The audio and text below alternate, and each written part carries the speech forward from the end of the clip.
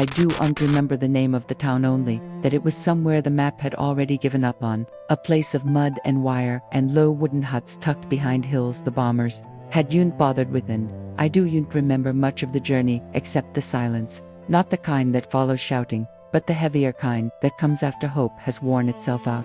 After your body stops asking for food because it knows no one will answer. We had walked for days, maybe a week. Time had blurred into a single ache that started in our stomachs and ended in our throats. A hollow pressure that made every breath feel like a theft from someone who needed it more. And when the trucks finally stopped and we were told, in careful English by men who didn't point their rifles at us, to form a line, none of us moved at first. Not out of defiance, but because our legs had forgotten how to obey anything but exhaustion. Because standing still was the only victory left. We were 23 women, or 22 by then. I lost count after Greta collapsed near the river and did Entrezand. We were all that remained of what had once been a signals detachment stationed near. Mets clerks and radio operators, girls who'd handled cipher keys and typed reports, who'd mended uniforms and shared tins of ersatz coffee during night watches. Not soldiers in any real sense, though the uniform didn't know the difference, and neither did the war. We'd expected shouting rough hands the back of a rifle, but the kind of treatment we'd heard whispered about in the dark from those who passed through Russian lines, the kind of cruelty that turns mercy into a fairy tale. But instead, there was only a man in a faded olive coat, standing by a long table covered in steaming cans, his sleeves rolled to the elbow, flour dusting his forearms like ash.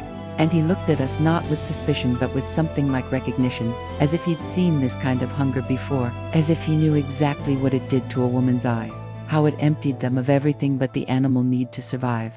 No one spoke at first, not even when he motioned for us to come forward, because words had become too costly, too heavy to carry when you weren't sure you'd live long enough to need them again, and silence had become our last defense against disappointment.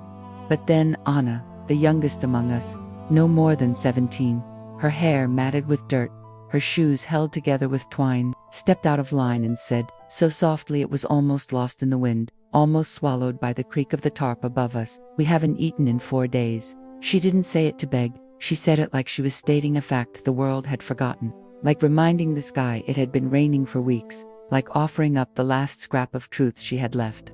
The man didn't reply immediately. He just turned, lifted a ladle from a pot I hadn't noticed until the knit's sides blackened from use.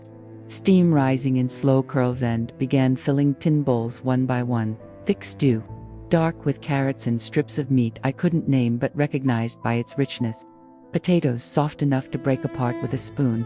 And on the side, slices of coarse brown bread still warm from the oven, their crusts crackling faintly as they cooled. He handed the first bowl to Anna without a word, and when she took it, her hands shook so badly the broth sloshed over the rim, dripping onto the frozen ground. And still he didn't speak, only nodded toward an empty bench beneath a tarp strung between 2 trees, its canvas flapping like a weary flag.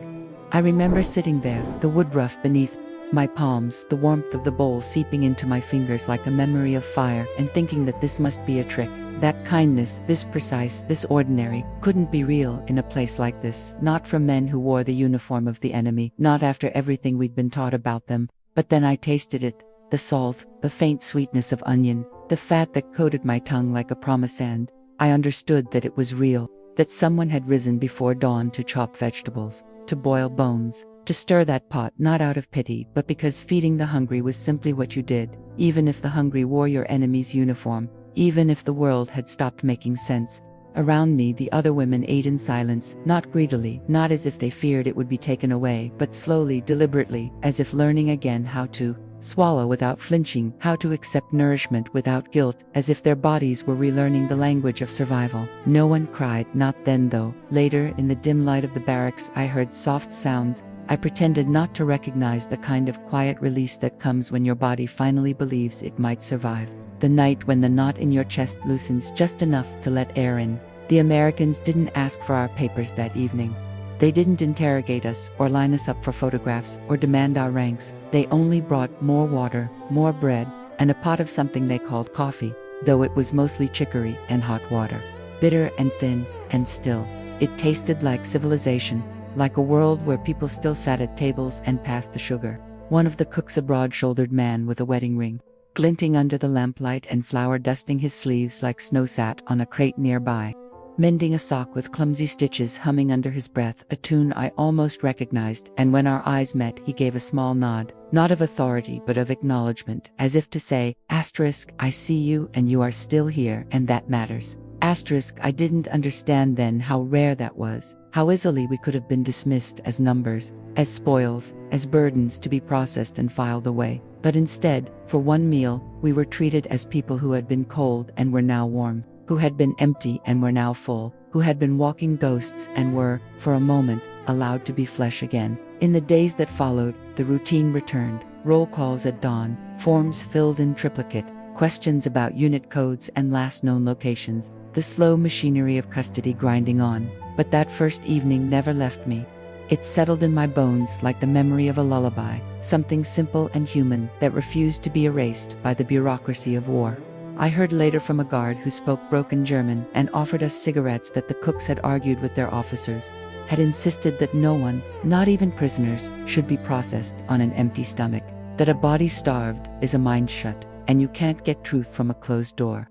I don't know if that's true, but I choose to believe it, not because I need heroes, but because I need to remember that even in the heart of collapse, someone can choose to boil potatoes, to slice bread, to hand a bowl to a stranger without demanding a reason, without expecting gratitude, without even asking your name. Years passed, and I rebuilt a life in a country that no longer bore the name I'd grown up with, raised children who never knew hunger the way we had, and still, on certain evenings when the light slants just right through the kitchen window, or when I smell onions browning in butter, or when rain taps softly on the roof like old footsteps, find myself pausing, spoon halfway to my mouth, and thinking of that bench, that tarp, that man with flour on his arms who never asked for my name, who saw only a woman shaking with hunger and gave her food without ceremony. I never saw him again, never learned his rank or his hometown, and perhaps that's why the memory endures, because it wasn't about him, or me, or even the war.